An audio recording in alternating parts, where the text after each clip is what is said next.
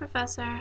So for my first video, for the language sample analysis, I chose a video called Typical Conversation with My 3-year-old, and it's between a little 3-year-old girl and her father, and they're at the park sitting on a bench, talking about what any 3-year-old would talk about, and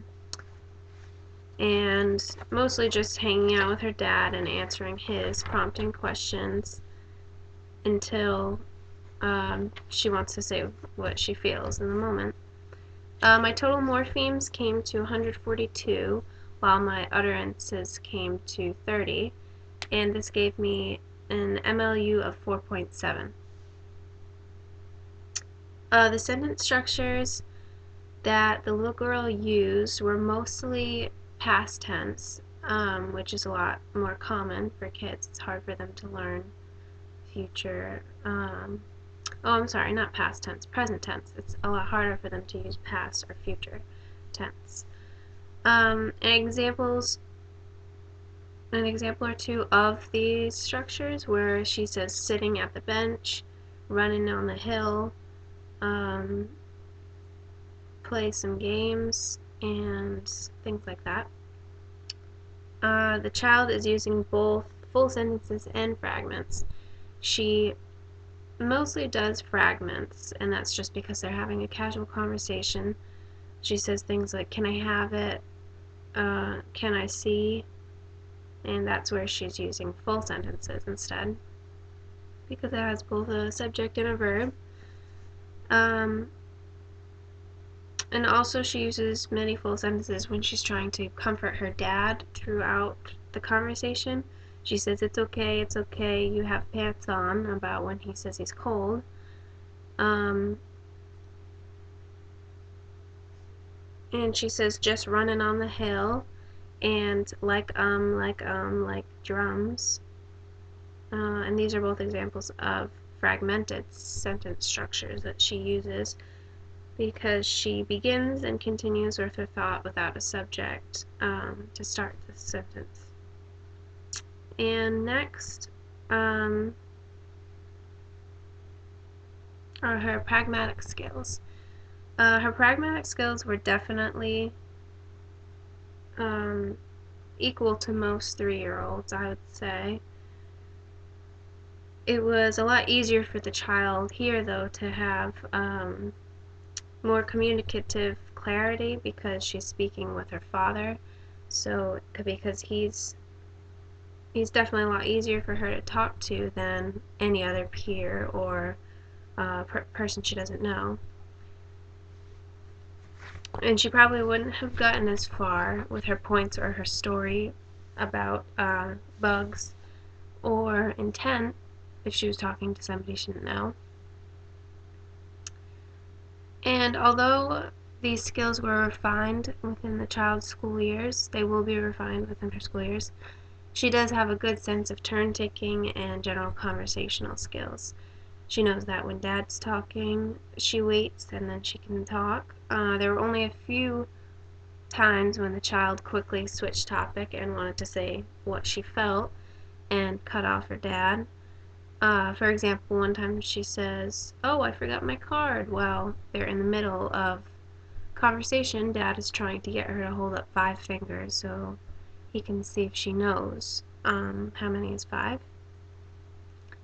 Child dialogue is a big factor in this video because since she's talking to Dad, she's not necessarily controlling the conversation. He's controlling the conversation. He's controlling it with prompting questions and receptive, reassuring statements and things like that. The child's also asking questions about the content of the conversation. She's requesting permission to see things, or she's suggesting solutions to her dad's problem. Example of these were, where is it? Can I see it? Can I have your phone? And it's okay, Daddy, I'll protect you. She also had pretty good eye contact with her dad throughout the conversation. She took advantage of using gestures to show him what she wanted. She reached her hand to take his phone, and she made eye contact mostly when she felt she had something important to her to say. Next, her speech sound error patterns. The one she used most frequently was definitely repetition of not only words or phrases, but even letters. She would say them in a row or the same word twice in a sentence with another word, or use a filler in between to connect them all. For example, she says they just say hello for pretend. Here the child repeated they in order to keep her sentence continuing and figure out what she wanted to say next. She also used the word just twice, and another example of this in their conversation was when she says like drums.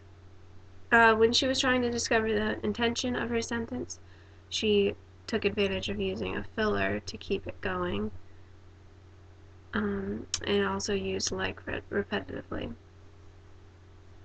The type of speech sound error pattern, this type is definitely developmental for the child, I would say.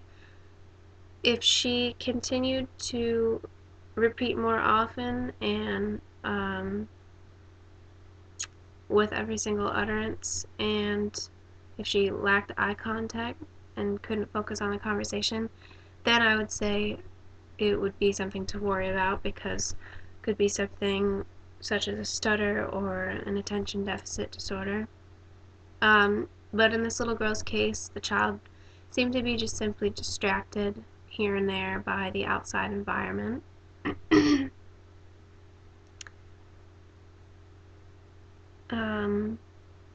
Next is the age-appropriate receptive language skills.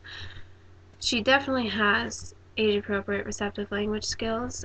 She has the ability to comprehend questions that Dad's asking her, and she shows this by giving a fairly good answer every time.